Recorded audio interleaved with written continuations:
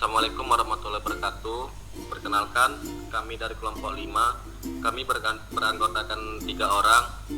Yang pertama, nama saya Pangestu, NIM 2018-31041. Nama saya Ida Sari Amalia, NIM 2018-31067. Dan nama saya Dewi Sartika, NIM 2018-31068. Kami akan mempresentasikan tentang struktur penulisan tugas akhir. Yang pertama, yang akan menjelaskan saya sendiri. Yang pertama, bab 1 pendahuluan.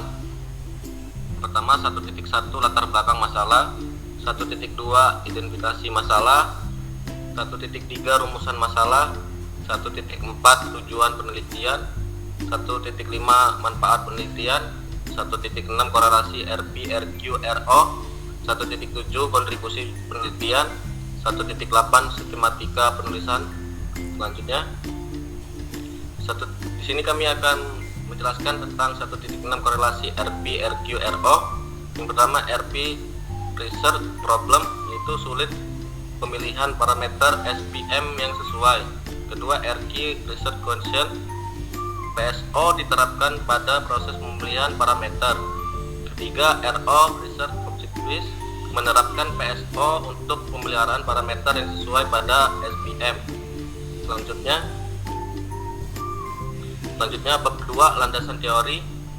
Yang pertama, 2.1 tinjauan studi, 2.2 tinjauan pustaka, 2.3 kerangka pemikiran. Selanjutnya, sini kita akan menjelaskan 2.3 penjelasan kerangka pemikiran, menghubungkan masalah dan pendekatan penelitian, pola pikir dan konsep kita melakukan penelitian, acuan kita dalam menyusun metodologi penelitian, menguji logika penelitian. Selanjutnya, bab 3 metode penelitian. 3.1 desain penelitian. Metode penelitian yang dilakukan adalah metode penelitian eksperimen dengan tahap penelitian seperti berikut. Ada 5. Yang pertama, pengumpulan data. Yang kedua, pengolahan awal data. Ketiga, model atau metode yang diusulkan atau dikembangkan. Keempat, eksperimen dan pengujian model atau metode. Kelima, evaluasi dan validasi hasil. Selanjutnya,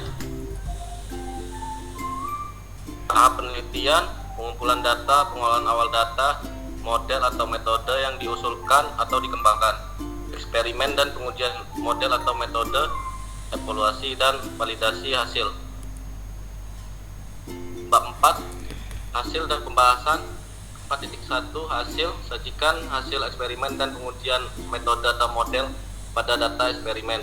4.2 pembahasan, lakukan analisis dan pembahasan secara lengkap dan menyeluruh hasil eksperimen, evaluasi dan validasi hasil pengujian yang telah kita lakukan.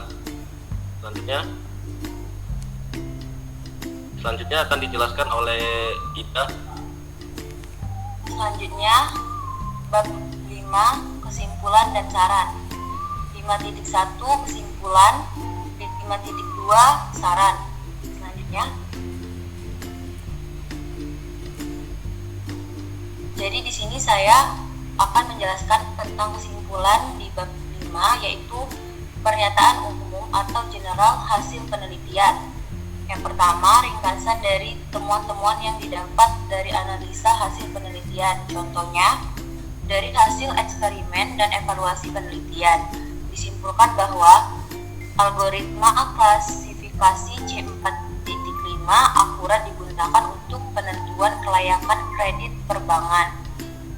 Yang kedua, dari hasil eksperimen dan evaluasi penelitian dapat disimpulkan bahwa akurasi metode uji C-means pada pemetaan pemilihan peminatan mahasiswa mencapai 83.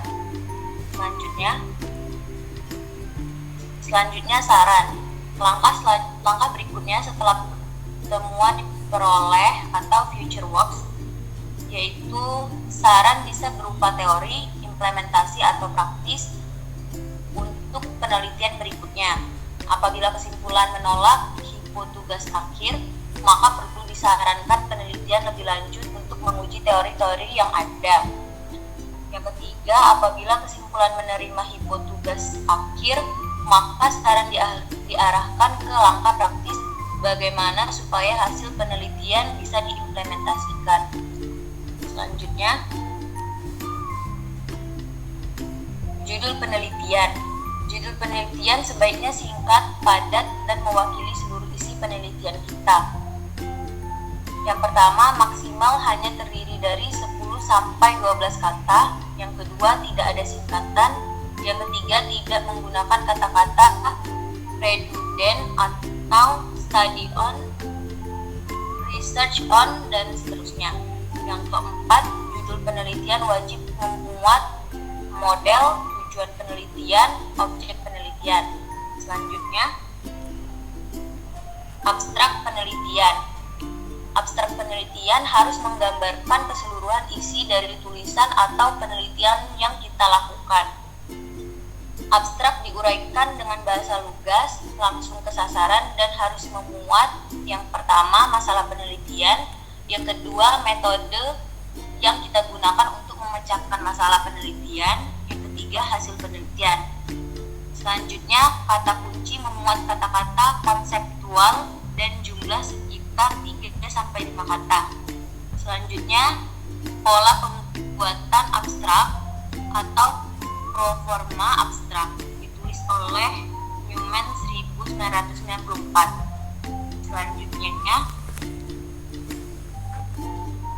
Selanjutnya akan dijelaskan oleh Dewi Sartika. Baiklah, di sini saya akan melanjutkan penjelasan dari teman saya, yaitu pola abstrak. Yang pertama ada EM atau Enhanced Analytical Modeling Technique Quiz. Berdasarkan teori yang relevan yang dapat digunakan untuk apakah desain itu praktis atau untuk dibuat prediksi kinerja. Yang kedua ada IS, Enhanced Solutions, yang mengatasi sebaliknya aspek masalah yang tidak terpecahkan atau yang lebih mudah untuk menganalisis dengan teknik pemodelan yang ada. Yang ketiga ada AT atau Enhanced Tools and Methods, yaitu untuk melamar model analitis dan untuk bangunan fungsional, model atau prototype. Selanjutnya ada research background.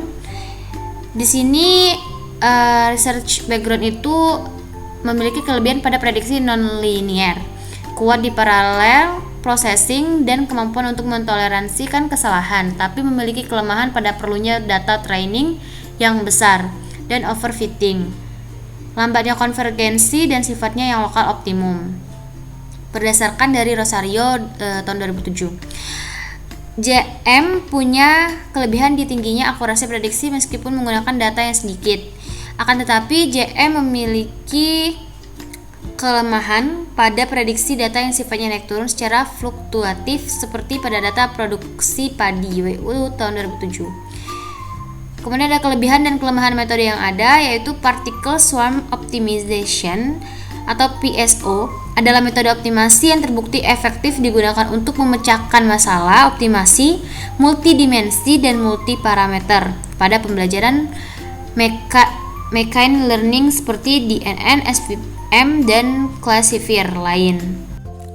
Baiklah, selanjutnya adalah problem statement. SVM dapat memecahkan masalah NN dan JM, yaitu overfitting, lambatnya konvergensi, dan sedikitnya data training. Akan tetapi, SVM memiliki kelemahan pada sulitnya pemilihan parameter SVM yang optimal sehingga menyebabkan tingkat akurasi prediksi menjadi rendah. Selanjutnya ada research question, yaitu seberapa tinggi akurasi metode SVM apabila PSO diterapkan pada proses pemilihan parameter yang optimal. Research objektif, yaitu menerapkan PSO untuk pemilihan parameter yang sesuai, yaitu psi, gamma, dan epsilon pada supervektor machine atau SVM sehingga hasil prediksinya lebih akurat. Dan yang terakhir ada exciting methods, di mana metode-metode yang biasa digunakan untuk prediksi rentet waktu, yaitu antara lain ada yang pertama NN, yang kedua JM, yang ketiga adalah SVM.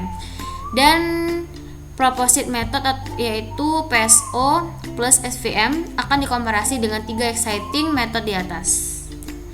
Sekian penjelasan dari saya. Saya kembalikan lagi ke Cahyo. Ya, sekian dari presentasi dari kami. Apabila ada salah-salah kata, kami minta maaf.